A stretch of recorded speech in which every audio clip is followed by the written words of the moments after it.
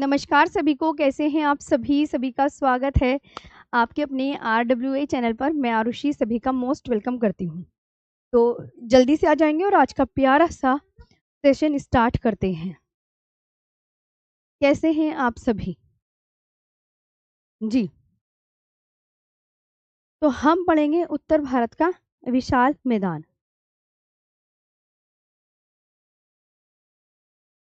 उत्तर भारत का विशाल मैदान, great plains of north India. ये एक न्यू टॉपिक है। देखिए इसमें ना आपको क्या याद करना है। उत्तर भारत का विशाल मैदान में जो पढ़ाने जा रही हूँ, इसमें आपको पढ़ना क्या है। सबसे पहले तो उत्तर भारत का जो विशाल मैदान है वो कहाँ से कहाँ तक फैला है, ये ध्यान देंगे। तो जो उत्तर भारत का विशाल मैदान है वो कहाँ से कहाँ तक फैला है। तो आप बोलोगे मैम देखो जिसमें ये पीला पीला कलर आपको नजर आ रहा है, बोलो हाँ मैम। जो भी मैं आपको पीडीएफ से समझाऊं, आज हमारा ये है कि आज हम दो टॉपिक, क्योंकि ये बहुत छोटू सा टॉपिक है, उत्तर भारत का विशाल मैदान और द्वीप, दो टॉपिक हम यहाँ पर कवर करने की कोशिश करेंगे। तो साथ ही ध्यान देंगे यहाँ पर मैं आपको जैसे बता रही हूँ, ये उत्तर भारत का जो विशाल मैदान है वो कितने एरिया के कितने पार्ट को कवर करता है, भारत के कितने हिस्से को कवर करता है। तो ये जो येलो कलर की इमेज है, ये यानी इतने राज्यों में उत्तर भारत के विशाल मैदान का विस्तार पाया जाता है। यानी पंजाब, राजस्थान, हरियाणा, यूपी, बिहार, वेस्ट बंगाल और असम। आप यहाँ पर बहुत अच्छे से देख सकते हैं। आप यहाँ पर बहुत अच्छे से देख सकते हैं। तो इसकी जो उत्पत्ति होती है उत्तर भारत के विशाल मैदान की, वो कितने नदियों द्वारा। जब मैं पूछूं कितने नदियों द्वारा, तो इसका मतलब ये मैंडेटरी है और आपको आंसर देना है या मुझे बताना है। पीडीएफ से नहीं, इस इमेज को देख के आप कितनी लाइन लिख सकते हैं, इस पे फोकस करना है। मैं ये चाहती हूँ आपको क्लास में ही सब कुछ याद हो जाए। तो जो उत्पत्ति होती है वो कितनी नदियों द्वारा, तीन। तो उन तीनों नदियों को नाम याद करो आप। तीनों नदियों के नाम याद करो आप फटाफट। क्या लिखा हुआ है?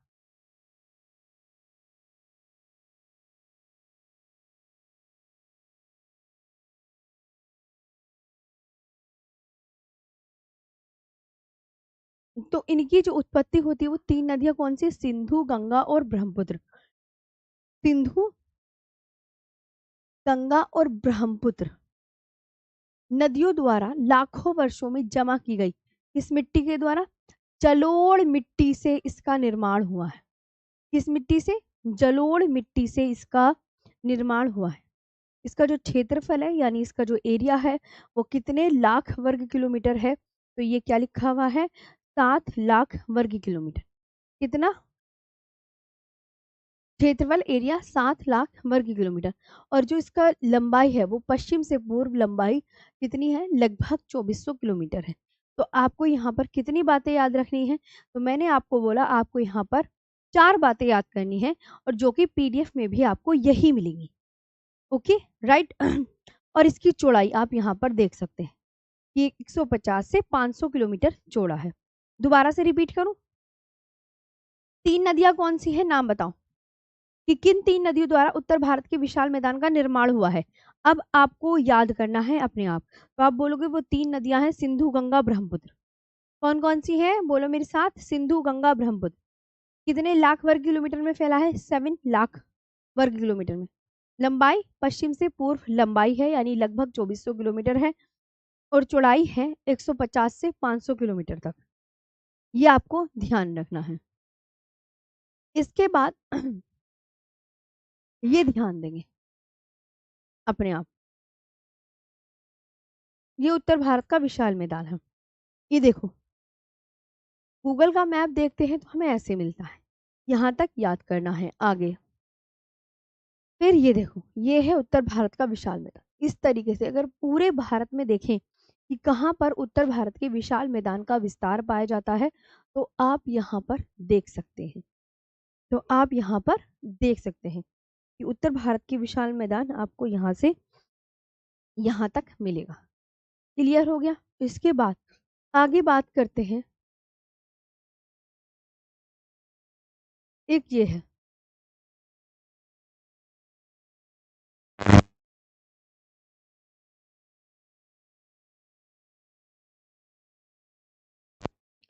एक आप ये देखेंगे उत्तर भारत के विशाल मैदान का विस्तार, ये कहाँ से कहाँ तक, तो ये आप ये देखिए यहाँ तक है ना, ये देखा।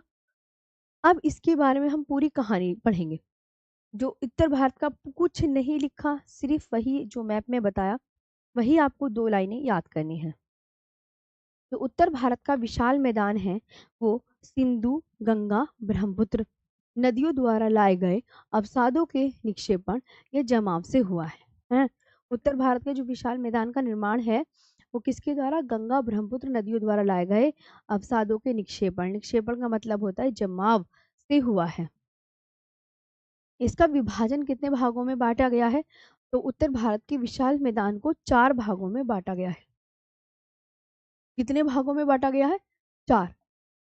पूछा जाएगा कि उत्तर भारत के विशाल मैदान को कितने भागों में बांटा गया है, 4 में, 5 में, 6 में या 7 में, तो आप क्या आंसर करोगे, आप बोलोगे 4 भागों में बांटा गया है। वो 4 भाग कौन से हैं, तो ये देख सकते हैं कौन कौन से, भाबर, तराई, बांगर और खादर।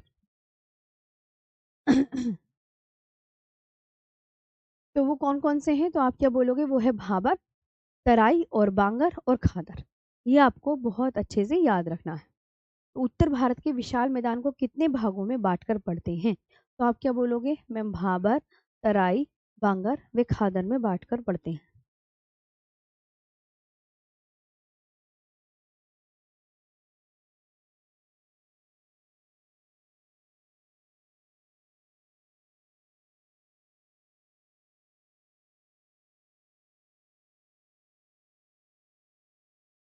अब एक इन चारों को 1 बाय 1 करके हम पढ़ेंगे। इन चारों को 1 बाय 1 करके हम पढ़ेंगे। इन चारों को 1 बाय 1 करके हम पढ़ेंगे। देखो कैसे पढ़ेंगे,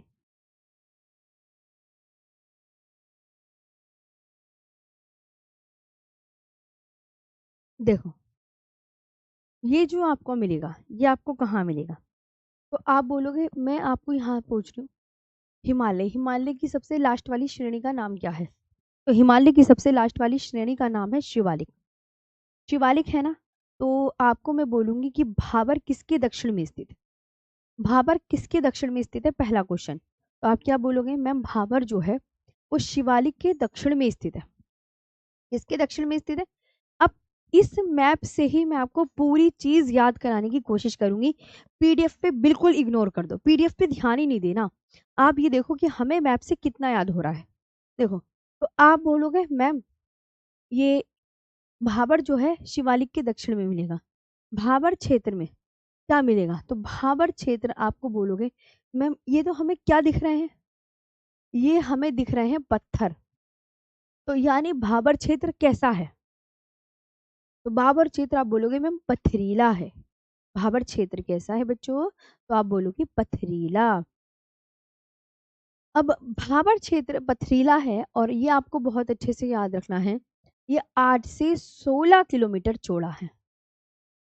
अब ये जो है पथरीला होने के कारण, तो पत्थर के नीचे से, पत्थर के नीचे से नदियां बह रही हैं, पत्थर के नीचे से नदियां बह रही हैं, तो नदियां बह रही हैं, तो नदियां हमें क्या दिख रही हैं, तो आप बोलोगे मैम यहाँ नदियां अदृश्यमान हैं।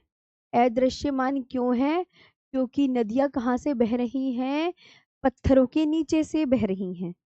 कहाँ से बह रही हैं, पत्थरों के नीचे से बह रही हैं, ये ध्यान रखना है। अब जब पथरीला क्षेत्र है तो खेती के लिए उपयुक्त होगा नहीं, खेती के लिए उपयुक्त नहीं होगा।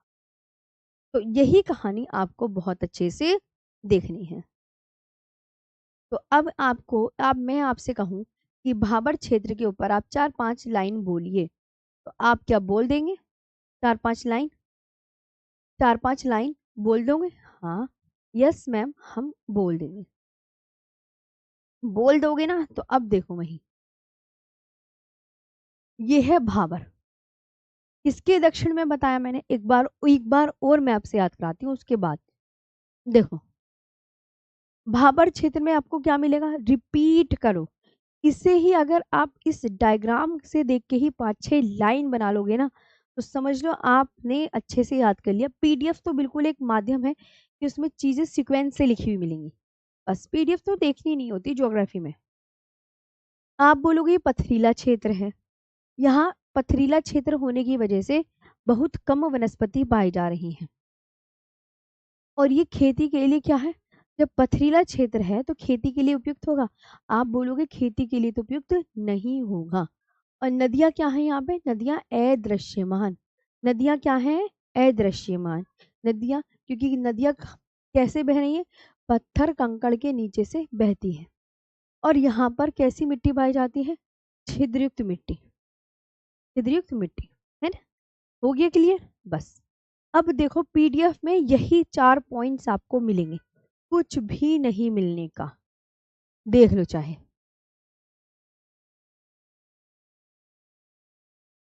तो भाबर क्षेत्र आपको कहाँ मिलेगा, अब ये देख लो। ये इंग्लिश में भी होता है ना, साथ में बाइलिंगुअल चीजें होती हैं तो ज्यादा बड़ी लगती है पीडीएफ। शिवालिक के दक्षिण में, वेरी इंपॉर्टेंट। किसके दक्षिण में, बहुत कम वनस्पति। ये वनस्पति क्यों नहीं मिलेगी, कि भैया पथरीला क्षेत्र है। चौड़ाई 8 से 16 किलोमीटर चौड़ा है, 8 से 16 किलोमीटर चौड़ा है। अंजलि वर्मा जी, हर चीज का ना हाथों से फिगर नहीं बनाया जाता, समझ में आए बात। तुम्हें मैंने बता दी पथरीला एरिया है तो तुम्हें पत्थर दिख तो रहे हैं वहां पे गूगल मैप में, कैसी बात करती हो तुम। इस भूभाग की नदियां कैसी हो गई हैं, तो नदियां क्या हो गई हैं, नदियां पत्थर कंकड़ बजरी व पथरी के नीचे से प्रवाहित होने के कारण अदृश्य हो जाती हैं। तो नदियां क्या हो गई हैं, तो आप बोलोगे नदियां अदृश्य।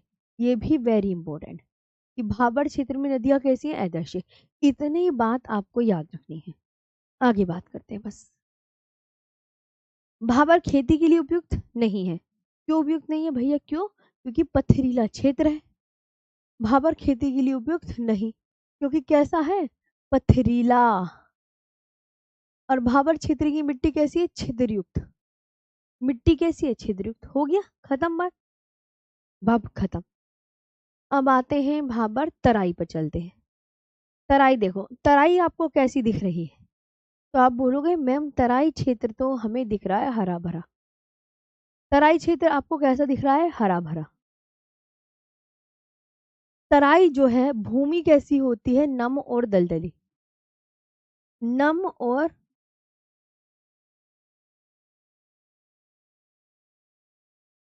नम और दलदली, तराई क्षेत्र की भूमि नम और दलदली है। ये आपको बहुत अच्छे से याद रखना है। अब यहाँ पर आप जो देखेंगे कि ये किसके दक्षिण में है, तराई भाबर के दक्षिण में।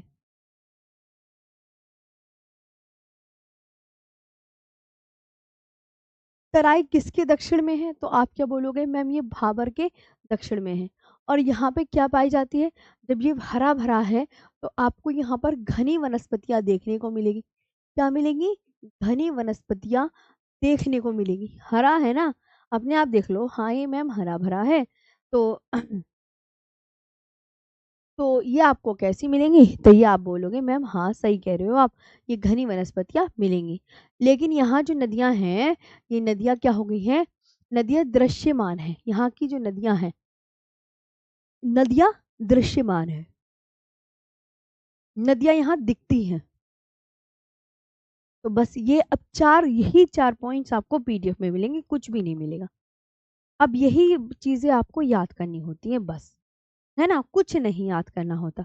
कि तराई क्षेत्र देखो मैम, हमें यहाँ इमेज ही दिखा रही है कि तराई क्षेत्र हरा भरा है, ये भाबर के दक्षिण में है, यहाँ की भूमि नम और दलदली है, यहाँ पे आपको मिलेंगी नदियाँ, यहाँ पे वनस्पतियाँ खूब पाई जाती हैं क्योंकि ये हरा भरा क्षेत्र है और यहाँ पे खेती भी होती है।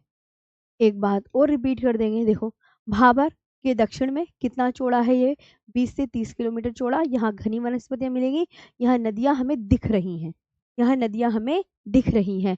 और ये क्या है, ये खेती के लिए उपयुक्त है। ये क्या है, खेती के लिए उपयुक्त है। ये क्या है, खेती,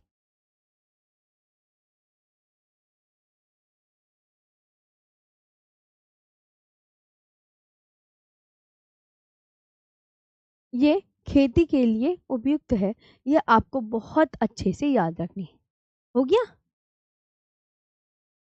तो अब यही चीजें तराई में पढ़ लो। अब आप तराई की पीडीएफ में देखो 4 पॉइंट्स, 3 पॉइंट्स तो ये लिखे 1 2 3, कुछ लिखा पीडीएफ में? कुछ नहीं लिखा।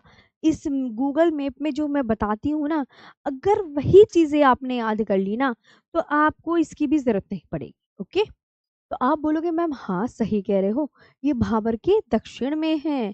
कहाँ मिलेंगी?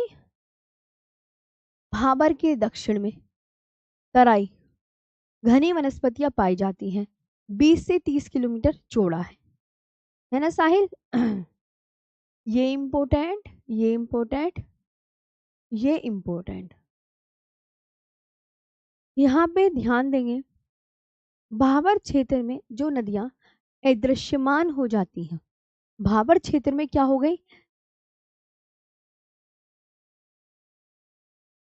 भाबर क्षेत्र में जो नदियां अदृश्यमान हो जाती हैं, वे तराई क्षेत्र के धरातल में पुनः दृश्यमान हो जाती हैं। ये ध्यान रखना है। मतलब भाबर क्षेत्र में हमें नदियां दिख रही हैं क्योंकि वो बह रही हैं, और पत्थर के नीचे से जो नदी बह रही थी वो भाबर क्षेत्र में बह रही थी। तराई क्षेत्र में हमें दिखती हैं नदियां, तराई क्षेत्र में हमें नदियां दिखती हैं, और तराई खेती के लिए भी उपयुक्त है। नदियां क्या है यहाँ पे तराई क्षेत्र में? तराई में नदियां दृश्यमान है, इंपोर्टेंट। तराई में हमें नदियां दिख रही हैं, ये आपको ध्यान रखना है। इसके अलावा यहाँ पर ये चीज, तो तराई क्षेत्र क्या है? खेती के लिए भी उपयुक्त है। भाबर तराई। अब चलते हैं बांगर खादर। ये देखो, ये वाली कहानी तो आपकी बहुत अच्छे से समझ में आ गई होगी। अब हाँ, ये देखो, ये नदी है, जो ब्लू कलर का है ये क्या है बच्चों? नदी। तो ये नदी है। अब नदी के आसपास का जो क्षेत्र दिख रहा है, ये नदी के आसपास के क्षेत्र को क्या कहा जा रहा है? तो नदी के आसपास के क्षेत्र को कहा जा रहा है खादर, और नदी के दूर स्थान को क्या कहा जा रहा है? नदी के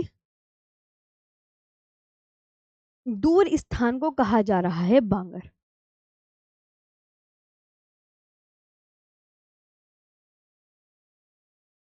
ठीक है, तो अब यहाँ पे आप ये देखो, देखो खादर क्षेत्र, खादर क्षेत्र के बारे में याद रखना है।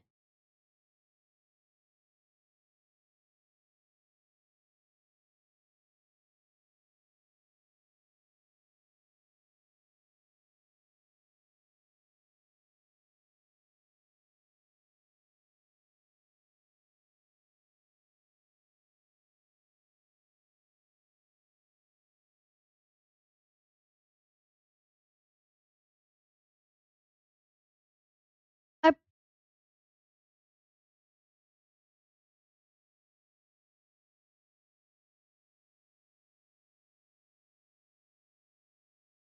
यहाँ तक आया समझ में? देखो, खादर क्षेत्र आपको जो दिख रहा है, खादर देखो, खुद देखो खादर, खादर में जो नदियां हैं, नदी के आसपास के क्षेत्र को बोलते हैं खादर। हर साल जो बाढ़ आती है, वो यहाँ पर उसका पानी इकट्ठा आ जाता है। अब जब पानी आ जाता है तो ये क्या होता है, यहाँ पे मिट्टी जो होती है, बाढ़ का जब हर साल पानी आ रहा है तो नदी के आसपास के क्षेत्रों की मिट्टी नई हो जाती है। अब नई मिट्टी हो गई नई मिट्टी हो गई, तो यहाँ पे आपको बहुत अच्छे से याद रखना है कि वहां पर जो मिट्टी है बहुत अच्छे से पाई जाती है, यहाँ पे बहुत अच्छे से मिट्टी पाई जाती है। तो आपको याद रखना है, यहाँ पर नई जलोढ़ मिट्टी पाई जाती है, नई जलोढ़ मिट्टी पाई जाती है। खादर जो है, यहाँ पर नदी का पानी आसपास नहीं पहुंच पाता, ये नदी से दूर का क्षेत्र है, हर साल बाढ़ का पानी यहाँ पर नहीं आ पाता, तो यहाँ पर नवीन जलोढ़ मिट्टी नहीं पाई जाती। तो बांगर क्षेत्र में पुरानी जलोढ़ मिट्टी पाई जाती है, बांगर क्षेत्र में पुरानी जलोढ़ मिट्टी पाई जाती है, याद रखेंगे। तो अब भाई खादर और बांगर देख लिया, क्या सिखाया?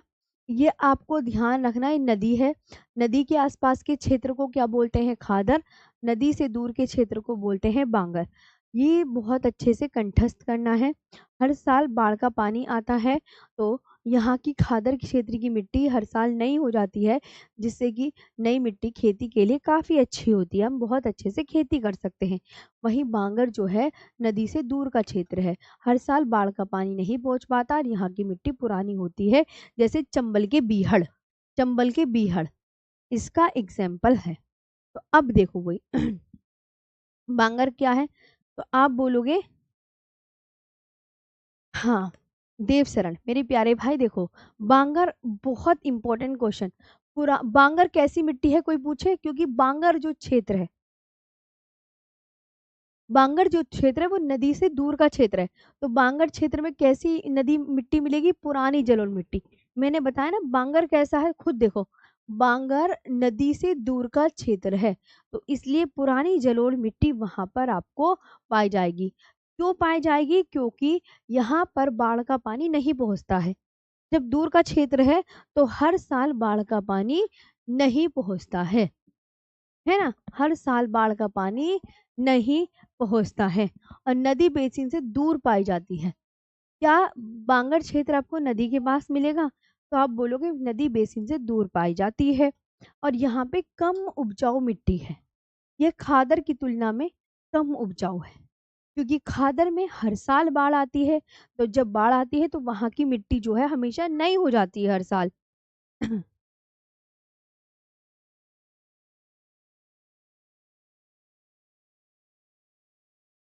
आगे तो ये होता है, तो कम उपजाऊ बांगर क्षेत्र में कैसी मिट्टी मिलेगी, कम उपजाऊ मिट्टी। आगे बढ़ते हैं, खेती के लिए उपयुक्त है, तो आप बोलोगे मैम ये जब नदी के आसपास का क्षेत्र नहीं है, नदी से दूर का क्षेत्र है, तो ये खेती के लिए उपयुक्त नहीं है। यहाँ पर चूने की गांठ मौजूद होती है। यहाँ पर क्या मौजूद होती है, चूने की गांठ मौजूद होती है। यहाँ पर क्या मौजूद है बच्चों, तो आप क्या बोलोगे, ज्योग्राफी। कब खत्म कर दोगे मैडम, अरे कोशिश तो चल रही है, अभी इतनी जल्दी तो खत्म होने से रही। हाँ, तो ये हो गया। अब ये चलते हैं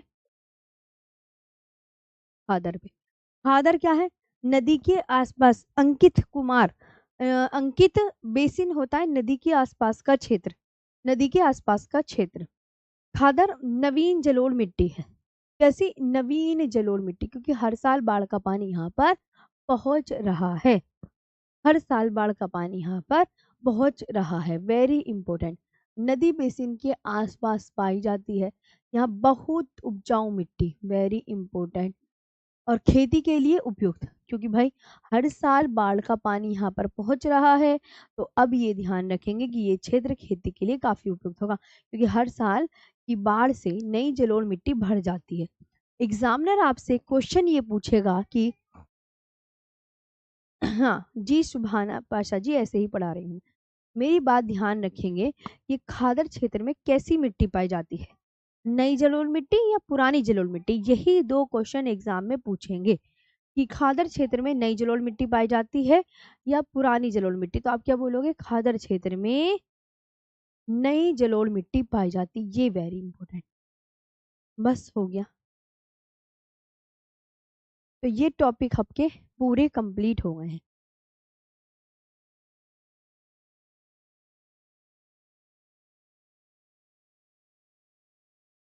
ये टॉपिक पूरे कंप्लीट हो गए हैं, समझ आया, बांगर खादर सब समझ में आया। यहाँ अब मैं आपसे 1 मिनट समय पूछती हूँ, 31 हो रहे हैं, 32 पे मैं नई टॉपिक स्टार्ट करूंगी। आपको समझ में आ गया खादर क्षेत्र।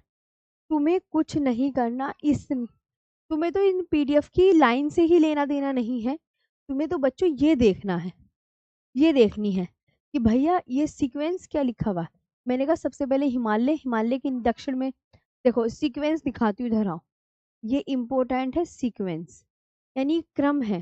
क्रम यानी हिमालय की शिवालिक श्रेणी मिलेगी, शिवालिक के दक्षिण में भाबर, भाबर के दक्षिण में तराई, तराई के दक्षिण में बाबर, भाबर के दक्षिण में खादर, बांगर और खादर ये मिलेगा।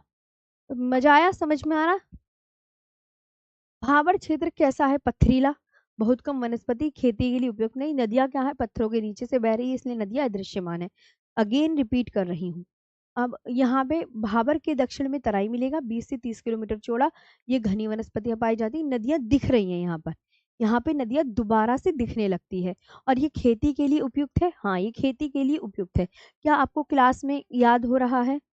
इसके बाद ये नदी, नदी के आसपास का क्षेत्र होता है बच्चों खादर। खादर, अब नदी के आसपास का क्षेत्र खादर, तो हर साल बाढ़ का पानी यहाँ पर पहुंच रहा है नदी के आसपास के क्षेत्रों में। तो यहाँ पर अच्छी मिट्टी पाई जाती है, बिल्कुल नई मिट्टी पाई जाती है। तो नई मिट्टी खेती के लिए ज्यादा उपयुक्त होती है क्योंकि बार बार नई हो जाती है। तो खादर में नई जलोढ़ मिट्टी मिलेगी ने, और बांगन में पुरानी जलोढ़ मिट्टी पाई जाती है। आ गया? ये टॉपिक पूरा कंप्लीट हो गया है। टॉपिक कंप्लीट, ये मैंने लिख दिया। उत्तर भारत का विशाल मैदान पूरा कंप्लीट हो गया है।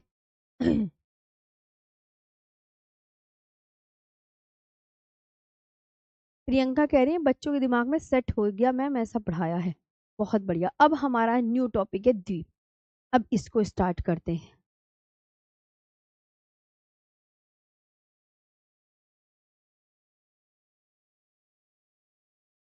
आज कल से नदियां स्टार्ट करेंगे हम, ये ध्यान रखेंगे। नदियों में बताऊंगी डेल्टा क्या होता है। अभी आप जो पढ़ रहे हो वो पढ़ो। चलो, इसके बाद यहाँ देखें ध्यान से बच्चों, द्वीप होता क्या है। मैं आपसे कहने लगी मुझे द्वीप पे दो लफ्ज लिखो। इस इस इमेज को देखकर दो लफ्ज बताओ। मैं आपसे एक क्वेश्चन करती हूँ, आप मुझे सब आंसर करो। जो द्वीप होते हैं, इनके चारों ओर भूमि होता है या पानी? द्वीप के चारों ओर क्या होता है, जमीन या पानी? आंसर आप दोगे।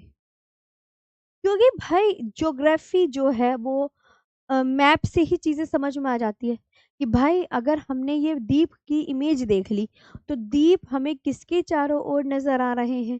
तो द्वीप हमें नजर आ रहे हैं किसके? द्वीप के चारों ओर क्या है मैम?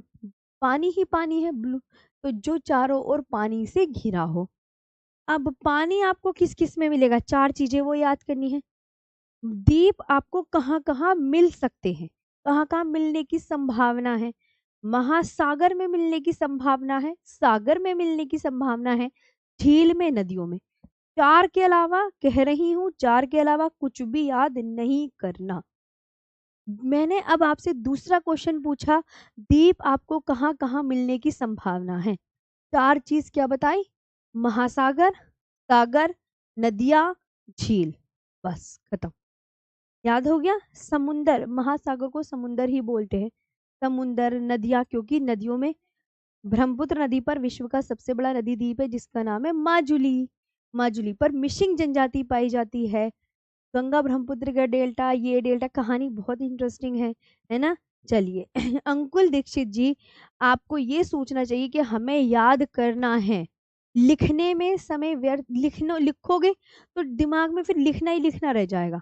मैप से चीजें समझने की कोशिश करो, कोई लिखेगा नहीं। जो क्वेश्चन पूछूं उसका आंसर करो। तो द्वीप क्या होता है? द्वीप के चारों ओर क्या मिलेगा? पानी। द्वीप आपको कहाँ मिलेंगे? महासागर, सागर, नदियां, झील, कार। चलिए अब हम इसकी डेफिनेशन देख लेते हैं।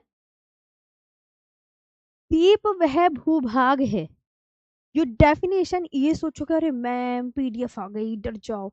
अभी तो यही कहानी आपको मैप में दिखा के बताई, बताई नहीं बताई, तो इससे क्या डरना? डरना नहीं, पीडीएफ कोई हवा नहीं। इससे पढ़ो, इससे टाइम की बचत होती है, ये ध्यान रखना। दिखने का नहीं, ध्यान से सोचो कि द्वीप को अगर हमने डेफिनेशन बनानी है तो हम क्या बताएंगे? द्वीप वह भूभाग है जो चारों ओर पानी से घिरा होता है, और ये आपको मिलेगा कहाँ? महासागर, सागर, झील में, नदियों में पाए जाते हैं। ये बात हो गई आपकी फिनिश। अब हमने मैप भी दिखा दिया। अब हम एक एक द्वीप को यहाँ पर विस्तार पूर्वक पढ़ेंगे। तो इससे पहले तो मैं जरा थोड़ा सा पानी पी लूं। पानी पी लूं, 1 मिनट का समय दो।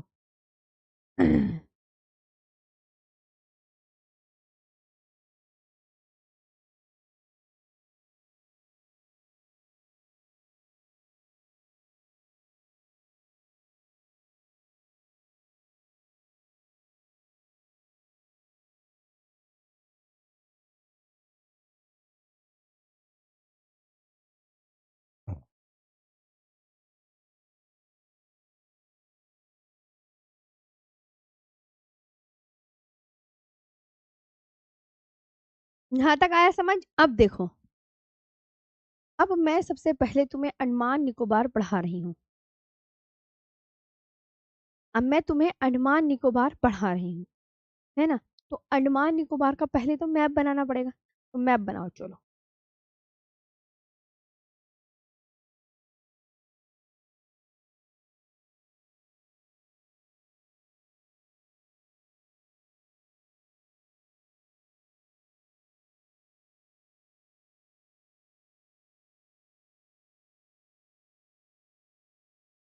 देखो, सबसे पहले तो ध्यान देंगे,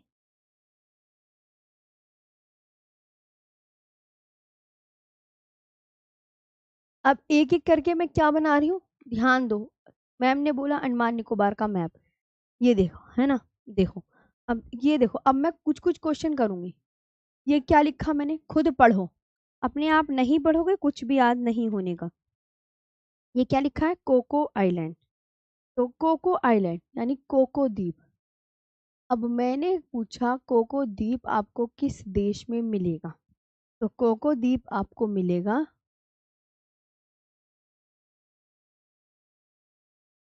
म्यांमार में।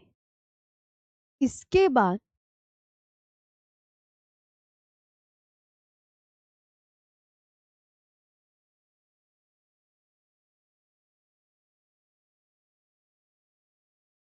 ये कोको चैनल,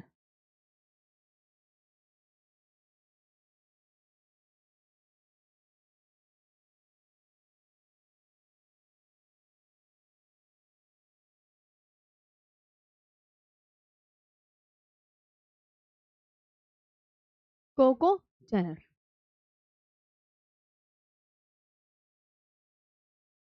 ये कोको स्ट्रेट भी बोल सकते हैं। इसके बाद आपको मिलेगा लैंडफॉल द्वीप।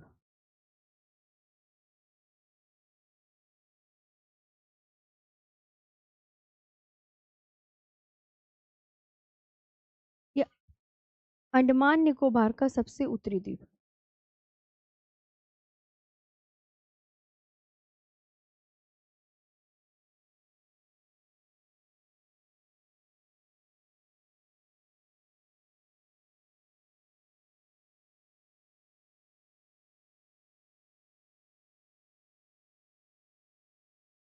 अंडमान निकोबार का सबसे उत्तरी द्वीप, ये उत्तरी अंडमान। पता है, अंडमान निकोबार ना बहुत सारे द्वीप हैं, तो अंडमान निकोबार में बहुत सारे द्वीप है ना, तो हमें ना सीक्वेंस से पढ़ना है। अंडमान निकोबार में 572 द्वीप हैं, लेकिन बच्चों अब हम 572 द्वीप तो बना नहीं सकते। तो हम क्या करेंगे, जो वर्ल्ड मैप में, जो एटलस में मैप दिए, एटलस में दिया होता है ना अंडमान निकोबार का मैप, तो एटलस में इतने दिए होते हैं कि मतलब इतने द्वीप दिए होते हैं, तो वही जो एटलस में दिया हुआ है वही मैं यहाँ पर बना के दिखा रही हूँ, क्योंकि 572 द्वीप तो हम बनाएंगे नहीं। तो एटलस में अंडमान निकोबार का मैप दिया हुआ है, वो मैं यहाँ पर आपको ड्रॉ करके दिखा रही हूँ।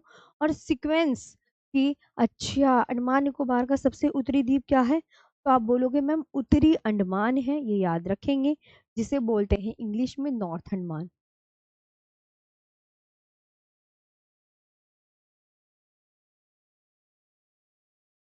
इस पे उत्तरी अंडमान पर अंडमान निकोबार की क्या है, अंडमान निकोबार की सबसे ऊंची चोटी, चोटी वाला टॉपिक आपको मैंने पढ़ा दिया, किसी को भी याद नहीं होगा अंडमान निकोबार की सबसे ऊंची चोटी। और जबकि ये टॉपिक मैंने पढ़ा दिया है, सैडल पीक, किस किस को याद थी? तो सैडल पीक उत्तरी अंडमान में स्थित है। अंडमान निकोबार की सबसे ऊंची चोटी सैडल पीक जो उत्तरी अंडमान में स्थित है। चलो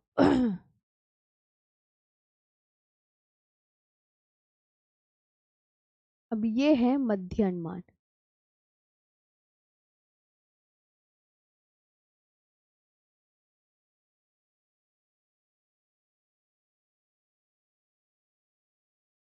मध्य अंडमान, ये क्या है,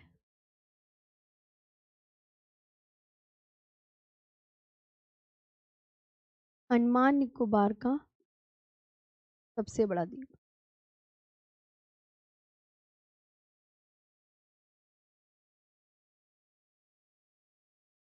अंडमान निकोबार का सबसे बड़ा द्वीप है।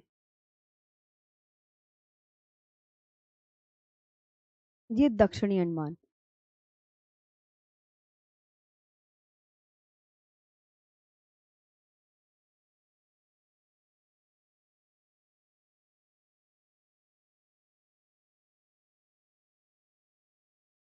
ये साउथ अंडमान है। हम्म। अब इसकी जो कैपिटल है क्या है?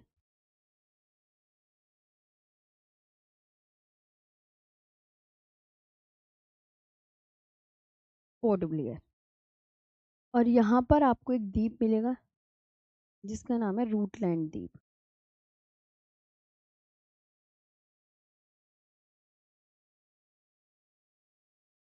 ये रूटलैंड द्वीप मिलेगा। और ये आपको ध्यान रखना है।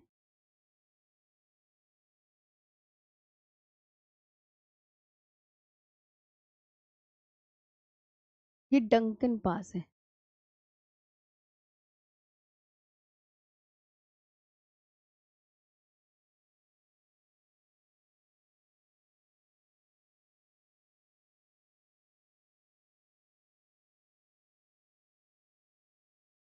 और ये लघु अंडमान।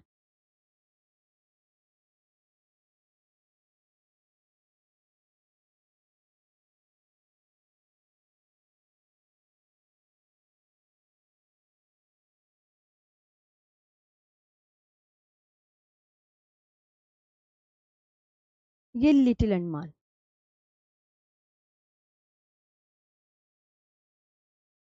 इसके नीचे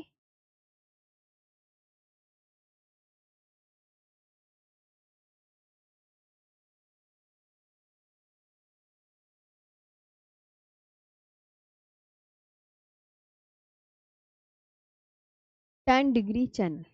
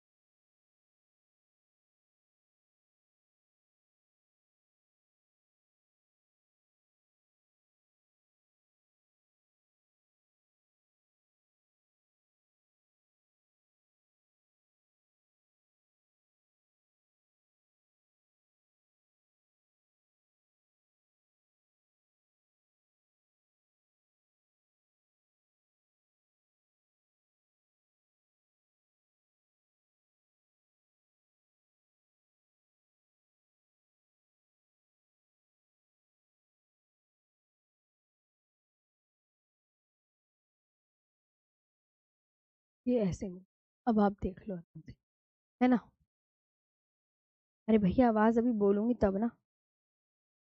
देखो, सबसे पहले तो इस मैप को मैं समझा दूं ना इस मैप को। देखो ध्यान से सुनो अब आप ये ध्यान से सुनो, मैंने ये बनाया अंडमान निकोबार का मैप। अंडमान निकोबार का मैप बनाया। अब जो मैं पीडीएफ में लिखा होगा ना वो यहाँ समझा रही हूँ।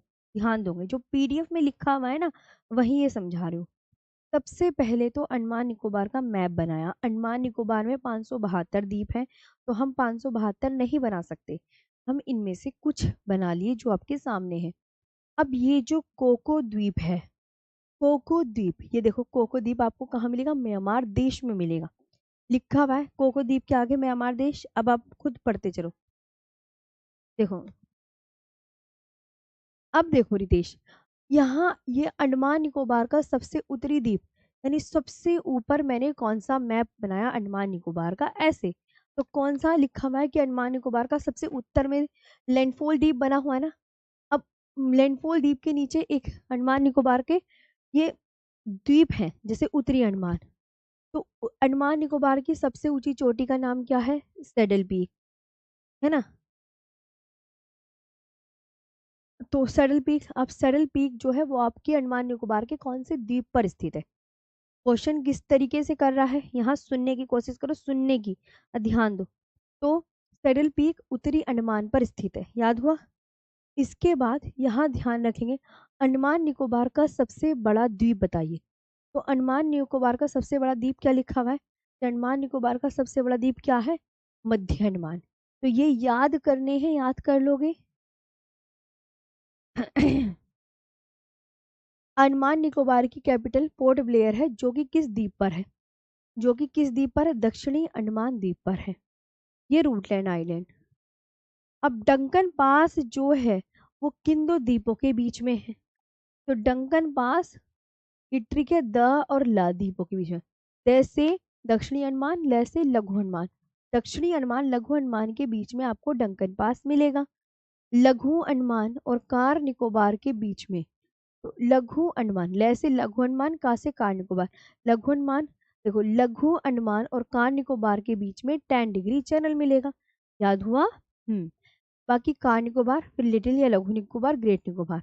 अब ये ग्रैंड चैनल है, ग्रैंड चैनल ग्रेट निकोबार और सुमात्रा के बीच में मिलेगा। सुमात्रा इंडोनेशिया का द्वीप है।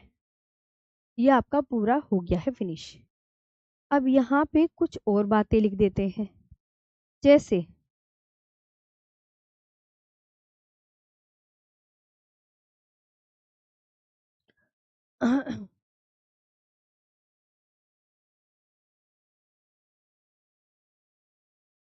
नारकोंडम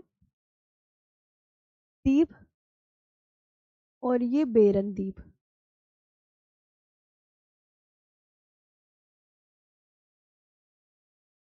भारत का सुषुप्त ज्वालामुखी,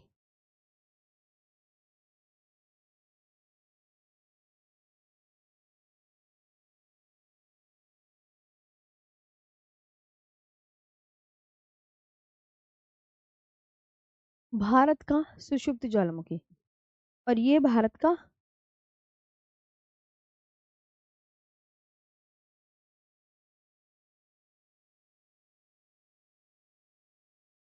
और ये क्या, भारत का एकमात्र सक्रिय ज्वालामुखी।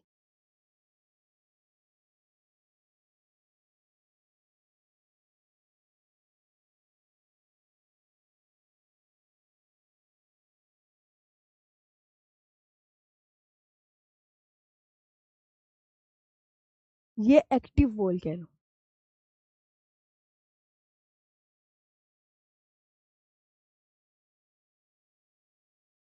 ये एक्टिव वोल्केनो। अब यहाँ पे आता है स्वराज द्वीप।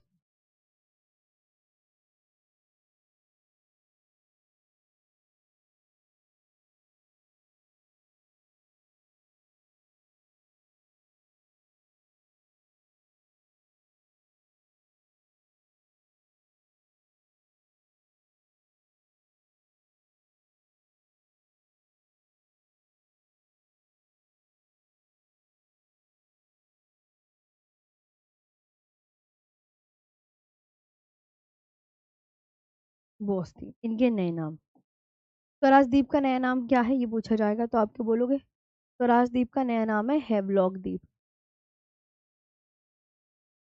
शहीद द्वीप का नया नाम क्या है? नील द्वीप। सुभाष चंद्र बोस द्वीप का नया नाम क्या है? रॉस द्वीप,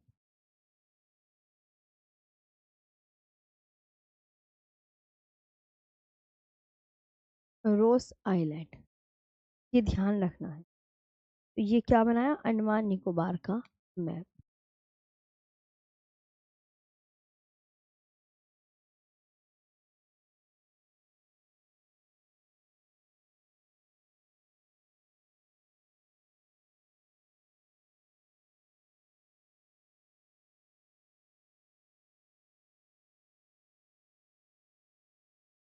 ये ध्यान, ये है ना। तो अब यहाँ पर देखो नारकोंडम द्वीप, एग्जामिनर इससे इधर वाली तरफ से कैसे क्वेश्चन करेगा, इधर वाली, कि एग्जामिनर पूछेगा आपसे कि भारत का एकमात्र सक्रिय ज्वालामुखी का नाम बताओ। तो भारत का एकमात्र सक्रिय ज्वालामुखी क्या लिखा है? खुद देखो, भारत का एकमात्र सक्रिय ज्वालामुखी, जो कि एग्जाम के पॉइंट ऑफ व्यू से बहुत इंपॉर्टेंट, बेरन द्वीप।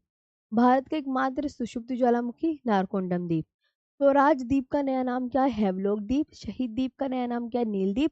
सुभाष चंद्र बोस द्वीप का नया नाम क्या है? रॉस द्वीप। इससे नया नाम पूछा जाएगा, सुषुप्त ज्वालामुखी, डोरमेंट वोल्केनो, ये पूछा जाएगा। ये आपको ध्यान रखना है कि इनसे इस तरीके से याद रखने हैं। समझ में आया? मैम पेज तो चेंज कर देती, पेज मॉन्स्टर अजय इसलिए चेंज नहीं कर रही हूँ क्योंकि ये अंडमान निकोबार का मैप मैंने पूरे ही एक ही पेज पे बना के दिखाना होता है, अलग अलग थोड़ी यूज करेंगे। मैप में जो आपका उसमें मैप मिलेगा ना एटलस में, एटलस में भी सेम इस तरीके का मैप मिलेगा। ये अंडमान निकोबार इस तरीके से पूरा निपटाना है। तो अब मैं एक इसको ना, कुछ बच्चों को मैप से समझ में नहीं आ रहा होगा, तो इसकी मैं पीडीएफ में कहानी लिख कर लाई, बस वो पीडीएफ में कहानी हो जाएगी। तो आपका ये अंडमान निकोबार भी क्लियर हो जाएगा। जैसे अंडमान निकोबार द्वीप, अब देखो जो मैंने ये मैप यहाँ पर बना के दिखाया ना बच्चों, जो मैंने मैप ये बना के दिखाया ना, ये पूरी कहानी ये लिखी हुई कि अंडमान निकोबार में द्वीपों की संख्या कितनी है। अब इसे पढ़ लो और आज अंडमान निकोबार करा के फिनिश कर देंगे। अंडमान निकोबार में द्वीपों की संख्या 572 द्वीप है। इसकी जो राजधानी है वो क्या है? Port Blair. Port Blair Andaman Nicobar के कौन से द्वीप पर स्थित है? इस तरीके से एग्जामिनर क्वेश्चन पूछेगा। तो पोर्ट ब्लेयर किस द्वीप पर है? अब इधर आओ, इधर आओ, तुम सब इधर आओ, क्या इधर आ जाओ फौरन। ये पोर्ट ब्लेयर लिखी, कौन से द्वीप पर बनाई? दक्षिणी अंडमान पर। यही मैप में पहचानना होता है, यही पहचानना होता है, और यही हम वो लिखवाते हैं पीडीएफ में। अगर आपने ये समझा लेना, हाँ दक्षिणी अंडमान पर है मैम पोर्ट ब्लेयर, तो उत्तरी अंडमान पर सैडल पीक चोटी है, यही आपने याद कर लिया तो हमें क्या दिक्कत है। तो पोर्ट ब्लेयर का नया नाम क्या है भैया? अब इसका नया नाम भी पड़ गया है, पोर्ट ब्लेयर यानी कैपिटल का नया नाम भी आ गया है। बोलो याद करो, श्री विजयापुरम। और इसे आर्की प्लेगो का मतलब क्या है? वेरी इंपॉर्टेंट, द्वीपों का एक समूह। और 10 डिग्री चैनल किसको किससे अलग करता है? अंडमान को निकोबार से अलग करता है। ये भी आपको पूरी पीडीएफ में वेरी इंपॉर्टेंट हो गया। डंकन जल संधि भी तुम्हें पता है, मैंने डंकन जल संधि में ट्रिक क्या लिखवाई थी? दल लिखवाई थी ना, दल, दल लिखवाई थी मैप में, खुद देखा करो। तो हाँ मैम, डंकन जल संधि तो दक्षिणी अंडमान व लघु अंडमान को अलग करता है, डंकन जल संधि लिखवाई थी। हाँ, अब नारकोंडम द्वीप कैसा है? सब लिखवा रखा है। नारकोंडम एक सुषुप्त ज्वालामुखी, डोरमेंट वोल्केनो, जो अभी शांत है, मतलब ये है कि जो शांत है और उसके आगे लेकिन जागने के चांसेस हैं। बेरनदीप भारत का एकमात्र सक्रिय ज्वालामुखी, वेरी इंपॉर्टेंट, हर एक एग्जाम में पूछा जाता है कि भारत के एकमात्र एक्टिव वोल्केनो का नाम, कि जिसमें से अभी भी ऐसे ज्वालामुखी जिनसे अभी भी राख, लावा, मेग्मा निकल रहे हो हैं। और लैंडफॉल द्वीप क्या है? लैंडफॉल द्वीप अंडमान निकोबार का सबसे उत्तरी द्वीप, सब उसमें लिखा हुआ है। अंडमान लैंडफॉल द्वीप देखो ये लिखा, तुम लेकिन मैप समझोगे तब ना। ये लिखा देखो, लैंडफॉल द्वीप लिखा है, अंडमान निकोबार का सबसे उत्तरी द्वीप, नारकोंडम द्वीप, बेरन द्वीप, भारत का सुषुप्त ज्वालामुखी, भारत का एकमात्र सक्रिय ज्वालामुखी, सब लिखा होता है ना, सब। बस आपको अपने आप भी पढ़ना होता है। अंडमान निकोबार के पर्वत, saddle peak, mount Diavolo, mount Koyob, mount Harriet, mount Thuillier. इसके S D K H T trick याद कर लेना, इस S D K H T, saddle peak, mount Diavolo, mount Koyob, mount Harriet, mount Thuillier. Saddle peak, Diavolo, Koyob, Harriet, Thuillier, ये trick है पिंकू, है ना। इनसे पर्वतों से तो क्वेश्चन आता ही नहीं है मेरे हिसाब से, तो ना भी याद करोगे तो चलेगा, पर्वतों से क्वेश्चन नहीं आता। अब ये तुम्हें पता होना चाहिए कि हेवलॉक द्वीप, है ना, हेवलॉक द्वीप अंडमान निकोबार में है, और हेवलॉक द्वीप का नया नाम क्या है? स्वराज द्वीप। नील द्वीप का नया नाम क्या है? शहीद द्वीप। ये तो तुम्हें पता है ना, इनके नाम नए नए नाम। और ये नील द्वीप है कहाँ? अंडमान निकोबार में।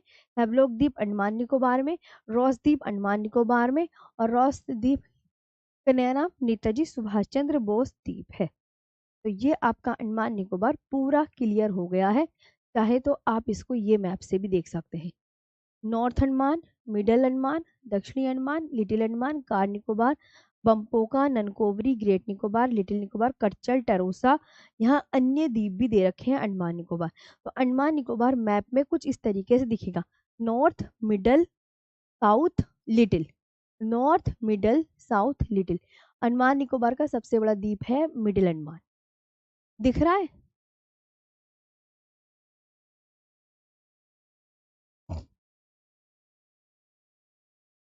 तो अब आज के लिए इतना ही। कैसे लगा सेशन जरूर बताएगा। टाइम भी पूरा हो गया है, अंडमान निकोबार पूरा कंप्लीट हो गया है। अब कल इसके आगे दूसरा पढ़ाएंगे। बताओ आज का सेशन कैसा लगा।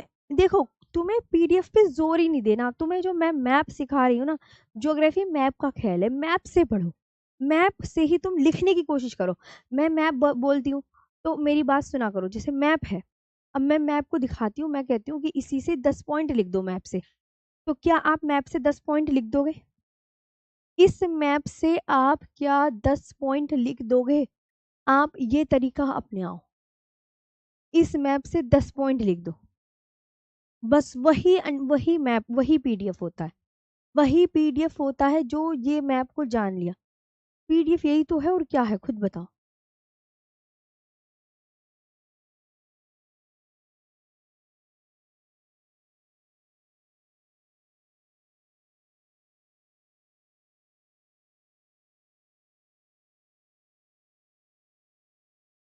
लिख दोगे 10 पॉइंट? जब मैप बनाना सीख लोगे तो ज्योग्राफी में मैं आपसे बोलूँ कि इसी से ही 10 पॉइंट लिख दो, तो लिखा जा सकता है अगर आपके अंदर इच्छा है।